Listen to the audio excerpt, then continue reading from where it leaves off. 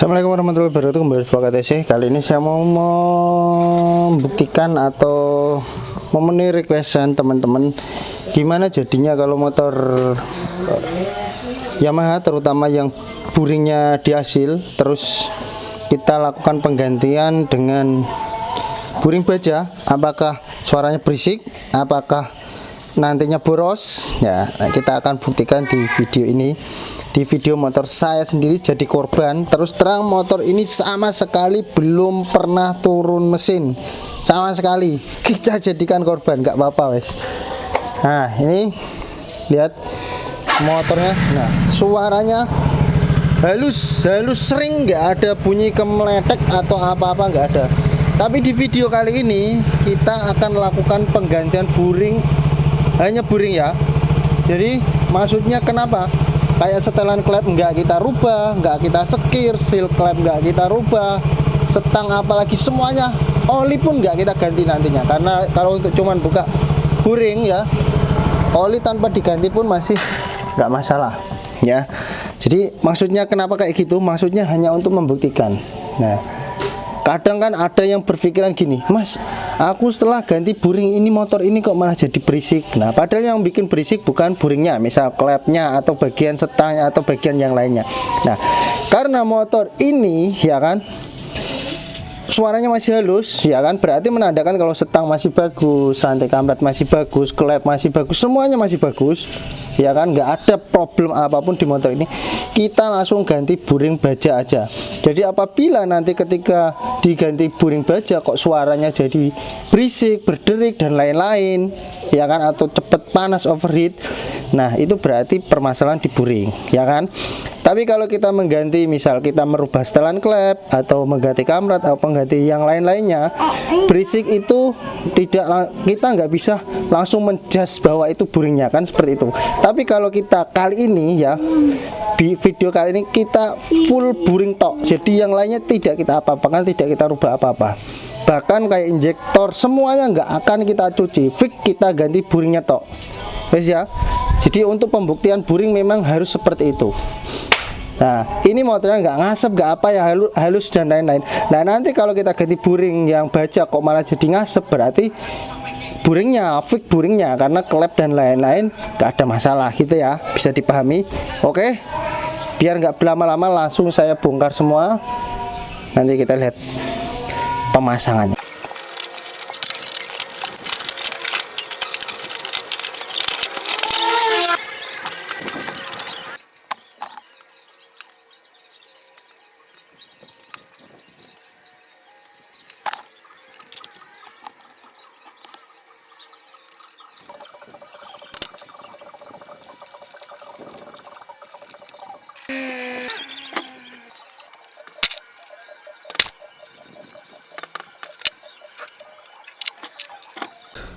Oke Kang Bro, ini ya, ini kemarin udah saya review ya, jadi udah dibuka ini sebenarnya ada bungkus-bungkusnya tapi udah dibuka karena kemarin udah saya review.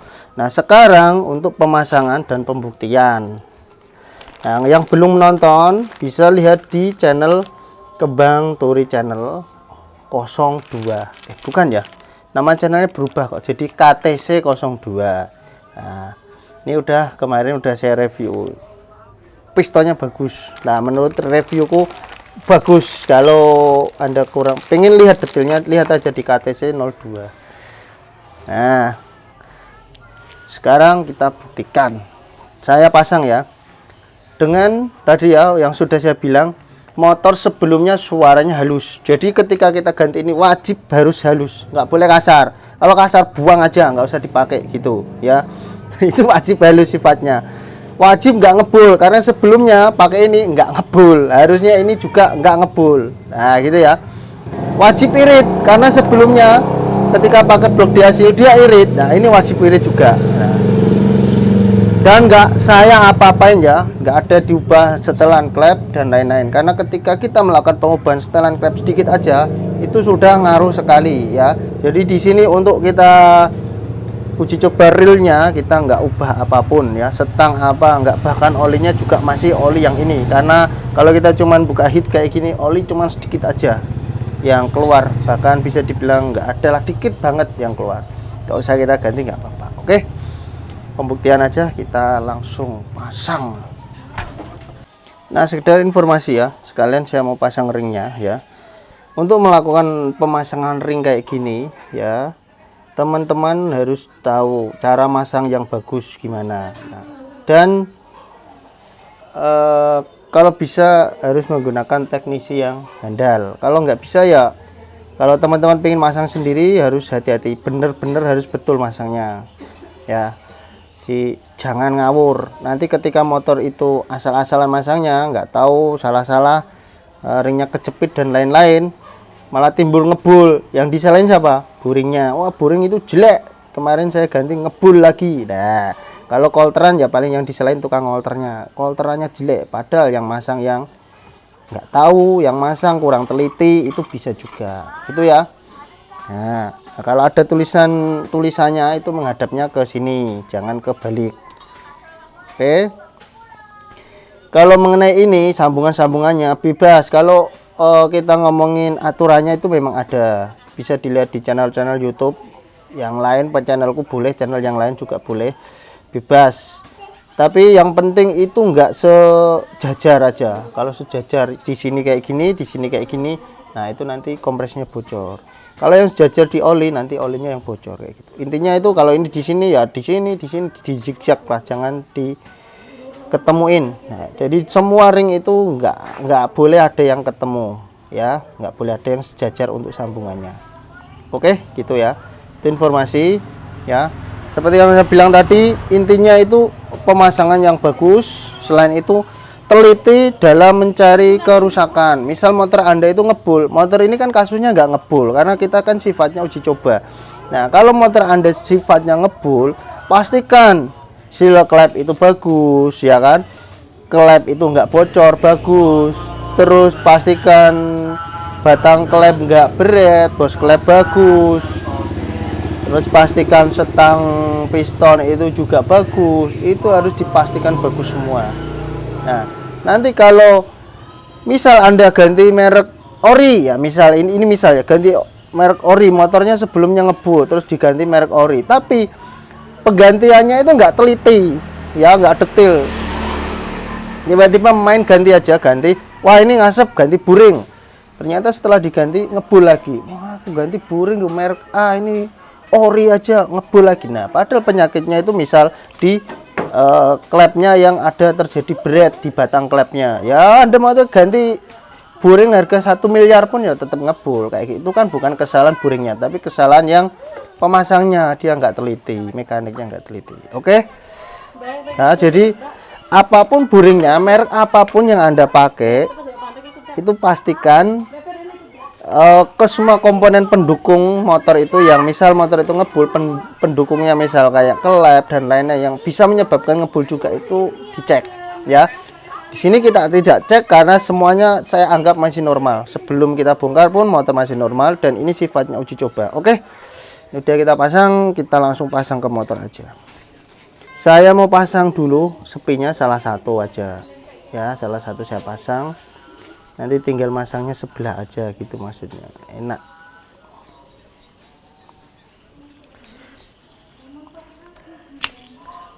Nah, oke, kayak gini. Pastikan dikasih oli ya Kang Bro. Ini karena ini kemarin kan udah saya uji coba, maksudnya udah saya review, udah saya kasih oli banyak untuk uji coba seberapa presisinya, seberapa clearance-nya aja. Jadi ini nggak usah saya kasih oli. Jadi kalau Anda mau masang kembali dikasih oli ya, pastikan harus dikasih oli. Nah, kalau nggak dikasih oli, nanti ini kering, dipasang baru disetar, oli belum naik, oh berat semua, pistonmu, buringmu itu berat. Itu yang pertama, perhatikan dikasih oli waktu pemasangan. Terus yang kedua, gunakan oli yang bagus, harus sifatnya wajib original, kalau bisa yang bagus. Tuh harus sifatnya. Itu untuk Ryan itu sangat-sangat berpengaruh. Ya, kalau Anda misal udah motor itu udah jalan ya kan, terus mau ganti oli yang lebih murah itu nggak apa-apa, tapi harus sifatnya yang bagus. Ya, kalau ada dana tetap gunakan oli yang bagus terus. Itu berpengaruh terhadap performa motor dan keawetan si boring ini. Terus yang ketiga yang perlu diperhatikan, di rayon. Yang rayonnya harus bagus ya. Oke. Dan pastikan daleman mesin ini di sini itu harus bersih. Ya. Kalau misal sebelumnya kok motor itu sering Anda jok oli misal ya, jok oli tua, sering istilahnya ruangan mesin itu kotor, sering dijok-jok oli tua dan motornya masih bisa hidup. Nah, sebelum Anda membongkar semua bagian ini, pastikan di engine flush dulu. Nah, nanti di tap. Jadi ketika kita melakukan penggantian boring kayak gini, daleman mesin itu udah bersih dan mesin itu bisa awet. Nah, tapi kalau ini udah kita ganti semua ya kan, udah kita ganti baru semua, klep baru dan lain-lain baru ya kan, motor dipasang udah nggak ngebul, tapi daleman mesin itu kotor, dulunya pernah dijok-jok pakai oli tua atau karena ngebul itu oli sembarang dimasukin ya kan, dalemannya kotor ya, walaupun ini yang awalnya tadi normal semua, nah nanti kotorannya bisa masuk ke bagian boring kembali, masuk ke piston lagi, akhirnya ngebul lagi nggak lama ya. Kebersihan ruang mesin itu sangat penting. Wes gitu aja, tipsnya lumayan banyak, ilmu kuis tak kasihkan semua lah ya. Ya kita langsung pasang aja.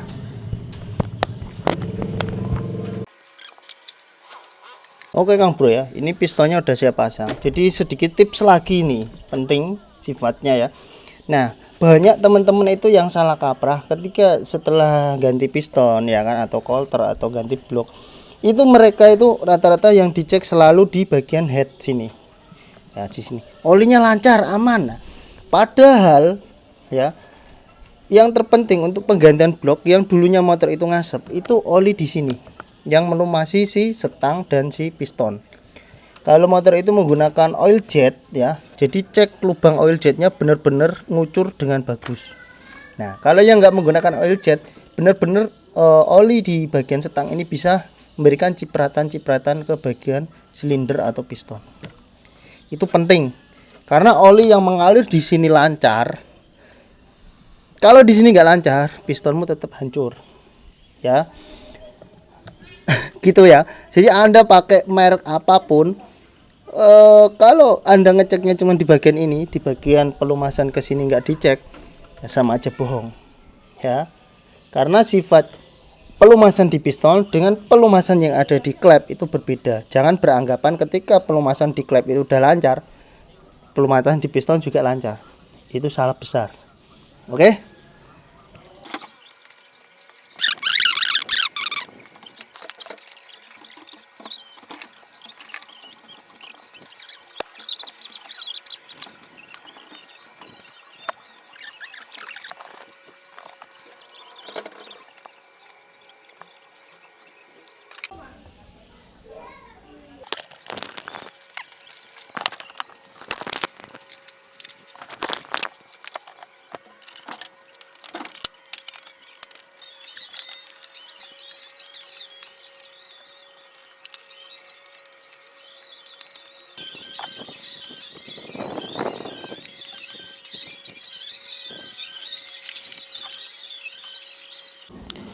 Oke Kang Bro, ini setelah kita pasang semuanya ya, boringnya ya, ini boringnya, boring merek TKYM ya, ini boring orinya nih, tenan ini nggak bohong nih ya. Ini orinya tak praktek langsung.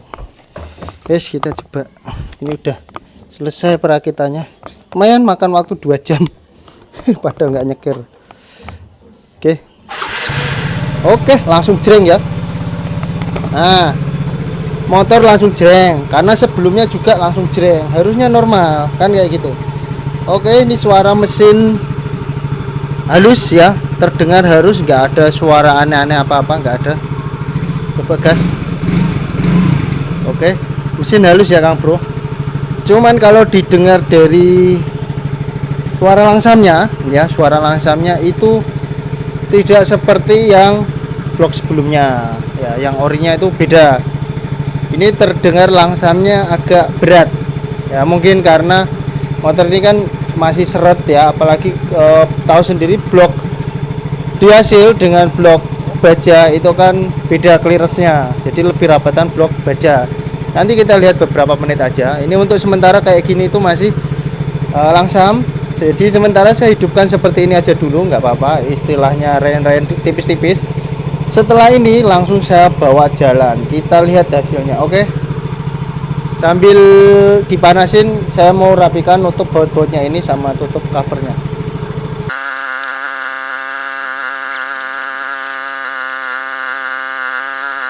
Oke Kang Bro, sebelum saya tes jalan, saya memperlihatkan kalau soal suara nanti bisa kita dengar, soal kecepatan nanti bisa kita lihat. Nah, soal berapa jauh yang kita tempuh dan konsumsi BBM-nya berapa, nanti kita bisa sedikit memberikan patokan di sini ya. Nah, ini untuk kilometer sebelum kita jalan, dia di angka 29.229. Nanti kita akan coba dari BBM segini itu bisa dapat berapa kilo dengan kecepatan rata-rata berapa, nanti kita lihat. Oke, nah nanti kita pakai jalan sampai berapa kilo sih motor ini jaraknya.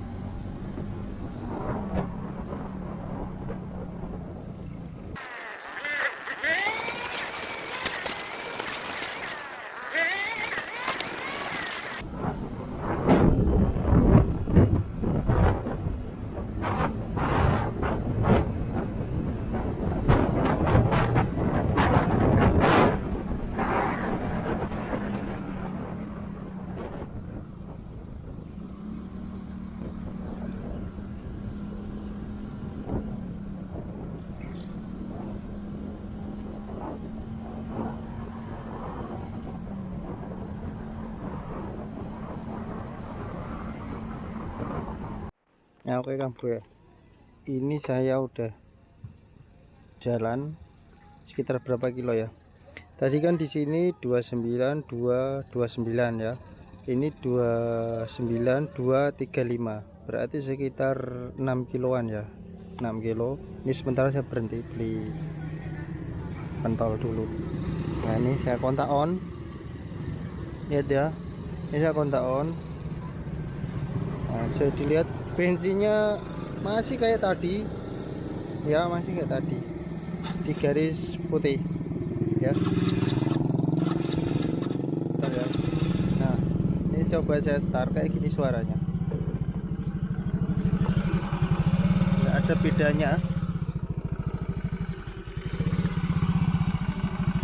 cuman ini yang saya rasain ya, mesin masih halus, cuman nah naik turun dia. Nah, pentol. Jadi ini suaranya langsamnya belum stabil, jadi kayaknya masih seret. Oke ya, ini kita lihat, ini kan udah 6 kilo ya, 6 kilo BBM masih aman. Ini malah dimiring kok BBM naik ke sini ya. Tapi tadi kan posisinya lurus waktu kita lurus kayak gini ya, waktu kita uji coba sebelum jalan. Oke, BBM-nya masih aman, masih di situ aja.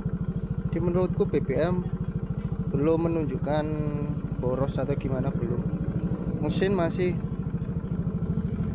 masih halus ya, masih aman, halus.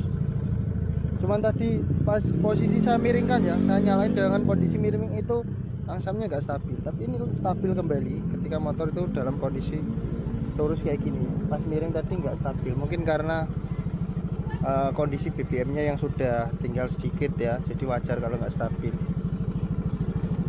Tapi intinya ya masih halus dan nggak ada suhu-suhu yang aneh, misal panas banget nggak ada. Terus kita lanjut jalan lagi, ini di kita lihat ekornya aja ya. Ini kan 35, tadi 29, ini 35, berarti kan 6 kilo ya kan. Nanti kita pakai jalan lagi. Oke.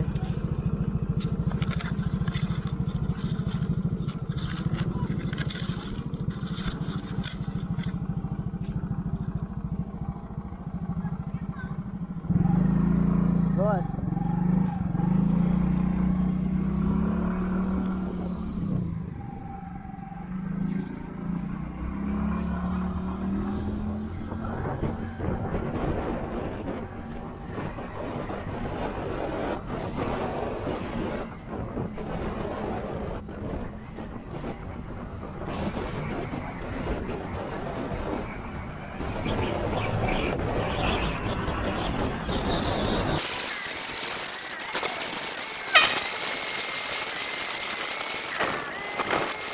Nah, oke Kang Bro, ini udah kembali ke rumah ya.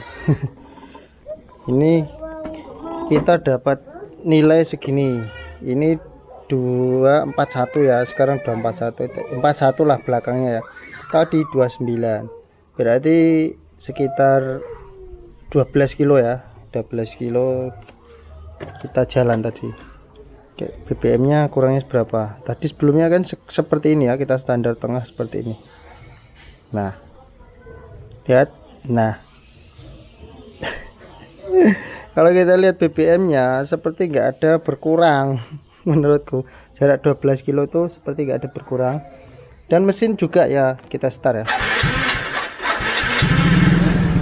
Oke. Nah, mesin ya masih halus Kang Bro. Mesin masih halus, cuman hanya saja, nah ini ada kadang RPM-nya naik turun ya, RPM-nya kadang naik turun seperti ini. Kalau kita ngomongin mesinnya halus, nggak ada yang panas gimana, nggak ada. Bloknya kan di sini ya, nggak ada suhu yang aneh, panas berlebih itu nggak ada, adem biasa. Hanya saja itu tadi, dan kadang naik turun pertama dinyalain. Kalau udah kayak gini udah nggak naik turun, udah biasa. Nah, bisa matiin. Jadi menurutku itu kalau dibilang worth it gak, ya worth it. Harganya bisa dibilang murah. Terus ini kan salah satu buat teman-teman yang sering mengeluhkan vampir oli ya kan, kompresi los. Kalau pakai yang bajakan, insya Allah kemungkinan masalah itu udah pasti hilang lah. Kompresi los dan vampir oli itu kemungkinan besar bakalan hilang. Terus mungkin beberapa orang kan yang dipikirkan kan, kenapa dia beralih dari dihasil ke baja itu kan ya, selain dua hal itu kan pasti pengennya itu motor itu tetap irit ya kan, terus nggak overheat kan, pasti kayak gitu ya. Yang jelas awet kan kayak gitu, bisa dikolter lagi. Wah, banyak ya kelebihannya, pengennya kan kayak gitu. Nah, yang saya rasain untuk sementara ini ya, tadi kan kita uji coba kan nggak kita apa-apain, hanya bloknya yang kita ganti sama packingnya. Jadi intinya kalau kita mengganti blok yang tadinya ini kan merubah bawaan lahir lah ya, tadinya dihasil kita ubah menjadi baja ya. Yang jelas mekanik itu harus paham ya, harus paham konsekuensinya gimana. Ini motor ini kompresnya tinggi, jangan sampai nanti kita gunakan packing yang KW-KW yang terlalu tipis ya, nanti malahan yang ada itu kompresnya makin naik, nah, suhunya makin panas, mesin bisa berderi, nah timbul masalah baru. Jadi seenggak-enggaknya itu mekanik itu paham, oh motornya kompresnya sekian, harus pakai packing yang sebelumnya, misal packing 3 mili ya kita pakai 3 mili, istilahnya kan seperti itu, harus disamakan ya. Nah, oke. Jadi mekanik harus benar-benar paham sebelum kita mengganti blok baja. Kemungkinan kalau mekaniknya bener, walaupun ada ganti blok baja itu awet. Bahkan ada perubahan di karakter RPM, akselerasi. Nah, yang saya rasain itu menurut istriku juga yang dia rasain, ketika motor itu masih menggunakan blok dihasil ya bawaannya, itu kita ketika akselerasi spontan, misal kita mau nyelip mobil atau akselerasi spontan, itu pasti ada seperti berderi di area piston gitu, kayak gitu. Biasanya kayak gitu, walaupun enggak suaranya itu samar-samar, tapi ada. Kalau udah parah, misal ring pistonnya atau pistonnya udah kena, pasti suaranya tinggi. pengguna Yamaha pasti paham. Pasti setelah saya ganti yang Takayama ini, itu nggak ada deriknya. Coba saya player tadi misal 60 ya, jalan santai, terus kita naikkan ke 70 gitu ya, kita gas spontan gitu ya, itu nggak ada suara kayak gitu, nggak ada, halus nyes gitu, biasa enak. Jadi pakai pelan, pakai kenceng, tarikannya enak, seperti nggak ada perubahan, malahan suara derikannya hilang. Nah, lebih bagusnya lagi, karena ini kan sifatnya kita hanya uji coba ya, lebih bagusnya lagi sebenarnya itu saya ganti olinya sekalian, karena kita untuk uji coba apakah jadi boros, apakah jadi panas, ternyata enggak. Kita udah jalan sekitar 12 kilo, tapi BBM di sini itu jarumnya masih tetap sama seperti yang sebelumnya, seperti seakan-akan nggak berkurang gitu loh, ya kan. Kalau boros berarti dia udah turunnya banyak. Nah, ini seperti yang sebelumnya, walaupun turun cuma berapa dikit aja, berapa mili gitu, nggak sampai dikit ya. Terus kalau ngomongin boros, sudah saya buktikan di blok Takayama Baja ini nggak ada borosnya. Terus mengenai mesin tambah kasar nggak ada, mesin tetap adem. Terus mengenai overheat nggak ada juga, masih aman. Jadi kalau ditanya blok Takayama Baja ini worth it apa enggak, saya bilang worth it. Nah, kalau ada yang nanyain kalau yang Supra gimana Mas, Karisma gimana Mas, Jupiter gimana Mas, mungkin di lain kesempatan kita akan uji coba. Terkadang itu beda tipe, beda karakter, tapi biasanya kalau mereknya sama, biasanya secara kualitas itu bisa dibilang kurang lebih atau sama lah gitu. Jangan lupa di like, subscribe. Wassalamualaikum warahmatullahi wabarakatuh.